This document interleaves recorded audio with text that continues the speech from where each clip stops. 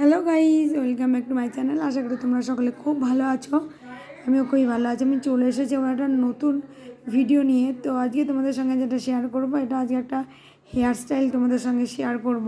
যেহেতু তোমরা অনেকেই হেয়ার কম্বিং দেখতে খুব ভালোবাসো, তাই জন্য হেয়ার কম্বিং করে আজকে একটা জুদা বান হেয়ার স্টাইল করে দেখাবো উইথ ডুনাট বান মেকার দিয়ে। তো ফার্স্টে যেটা করব, চুলটাকে ভালো করে কম্বিং করে নিয়ে আমি একটা পনিটেল করে নেব।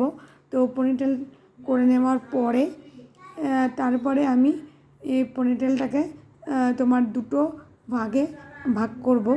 তো দুটো ভাগে ভাগ করে নিয়ে তারপরে আমি একটা ক্লাচার ইউজ করব, তারপরে ডুনাট বান মেকারটা দিয়ে খোপাটা করব।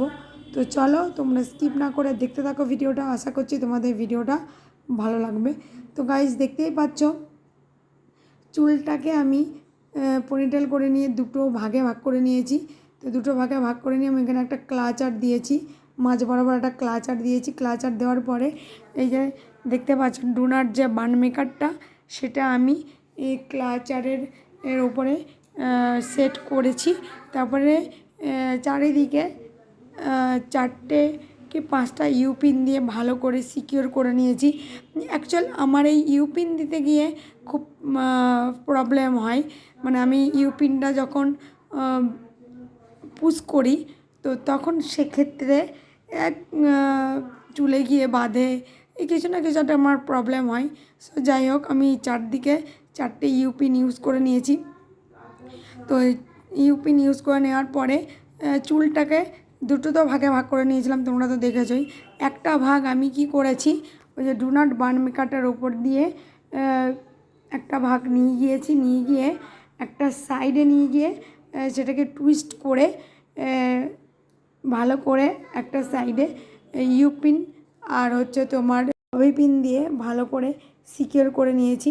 তো একটা সাইডে নিয়ে গিয়ে আর কি ওই সাইডের যে অংশটা আমি টুইস্ট করেছি সেখানটা ইউপিন আর ববি পিন দিয়ে ভালো করে সিকিওর করে নিয়েছি। তো সিকিওর করে নিয়ে যে চুলটা ছিল সে চুলটাকে তারপরে পাশ দিয়ে ভালো করে রাউন্ড করে আমি ইউপিন দিয়ে সিকিওর করে নিয়েছি।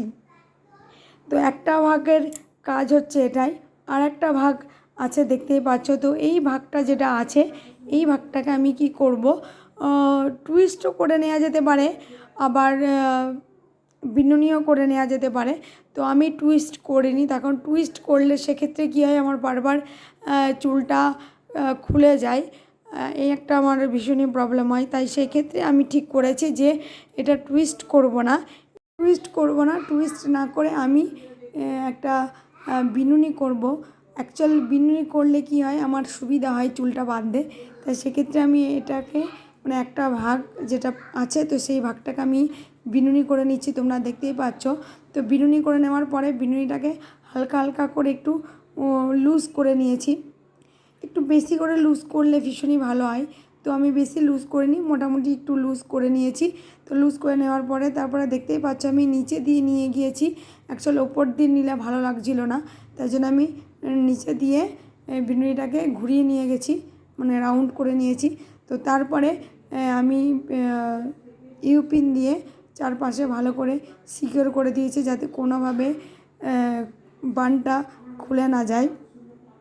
অ্যাকচুয়াল ম্যাক্সিমাম ক্ষেত্রে আমার চুল বাঁধতে গেলে কি হয়, বানটা খুলে যায়, লুজ হয়ে যায়। এটা খুব বেশিরভাগ ক্ষেত্রে আমার এই ধরনের প্রবলেম হয়। তো এখানে আমি অনেক ইউপিন ইউজ করেছি।